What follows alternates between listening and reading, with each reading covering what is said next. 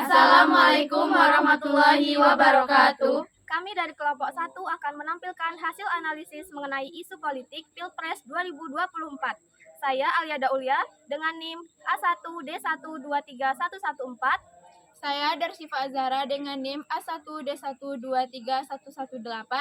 Saya Amna Ali dengan NIM A1D123105. Saya Anggia Agustina dengan NIM A1D123121. Saya Ismilka Balkis dengan NIM A1D123113. Dengan saya Umi Kasum dengan NIM A1D123122. Demikianlah perkenalan dari kelompok kami. Selamat menyaksikan.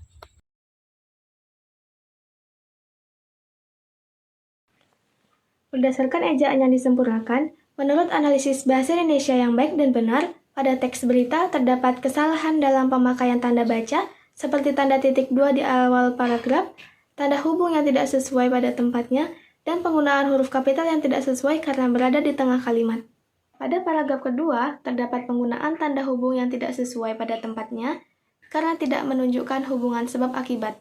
Selanjutnya, penggunaan kata kongsi yang tidak sesuai dengan kaidah kebahasaan bahasa Indonesia yang baik dan benar. Pada paragraf kedua ini juga menggunakan tanda baca yang tidak sesuai. 3. Teks berita terdapat penggunaan tanda baca yang berturut-turut sehingga tidak sesuai dengan ejaan yang disempurnakan bahasa Indonesia yang baik dan benar. Dapat kami analisis, tidak terdapat kesalahan penulisan maupun ejaan yang disempurnakan. Pada paragraf ke-6, teks berita kami menganalisis tidak terdapat kesalahan penulisan maupun ejaan yang disempurnakan. Pada paragraf ke-7, kami juga tidak menemukan kesalahan penulisan maupun ejaan yang disempurnakan. Pada paragraf ke-8 dari teks berita yang kami analisis, terdapat kesalahan penggunaan tanda baca yang tidak sesuai dengan ejaan yang disempurnakan. Berita di samping dapat kami analisis bahwa tidak terdapat kesalahan dalam penulisan maupun ejaan yang disempurnakan.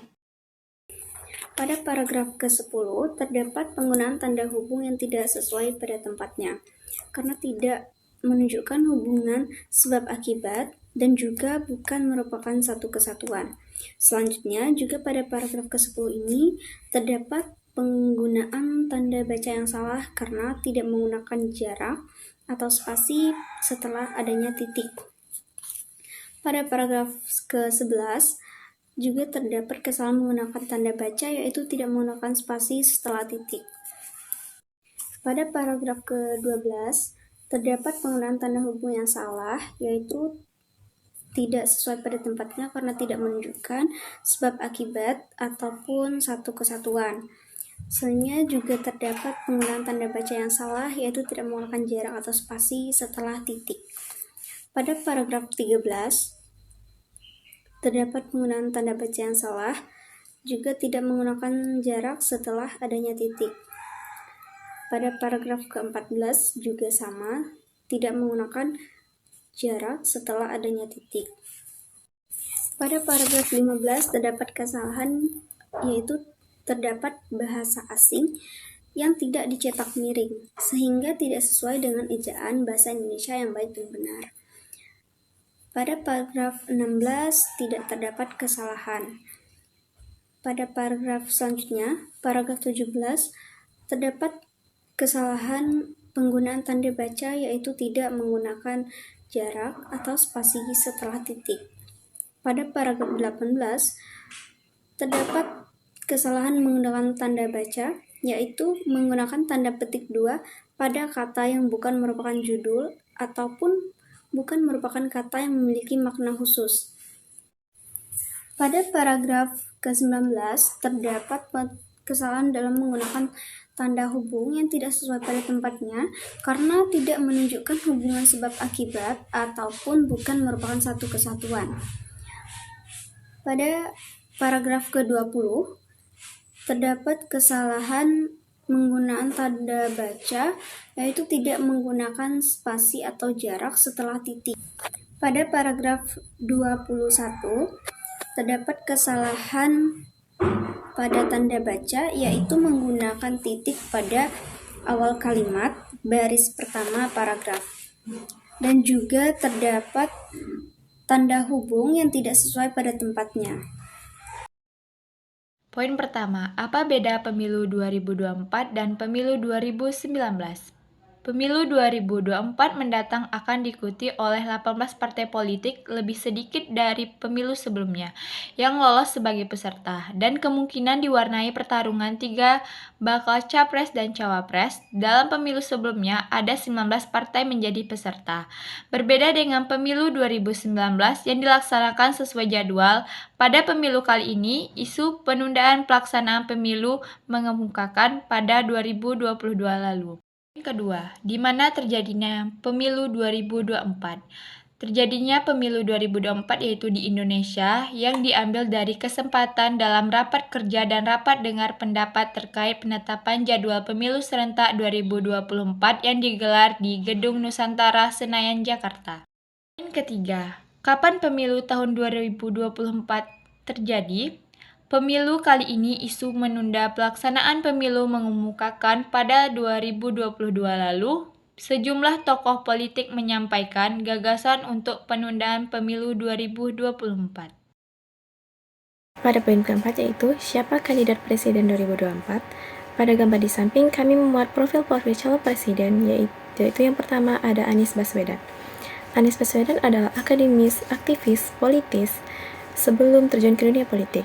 Anies sempat menjabat sebagai Rektor Universitas Paradigma dan menggagas Indonesia mengajar gerakan untuk memajukan pendidikan di pelosok Indonesia.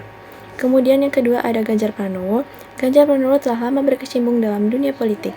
Sebelum maju sebagai calon presiden, dia menjabat sebagai Gubernur Jawa Tengah sejak tahun 2013 hingga tahun 2023. Baik sebelumnya dia menjabat sebagai anggota parlemen selama 2 periode sejak tahun 2004 hingga 2013.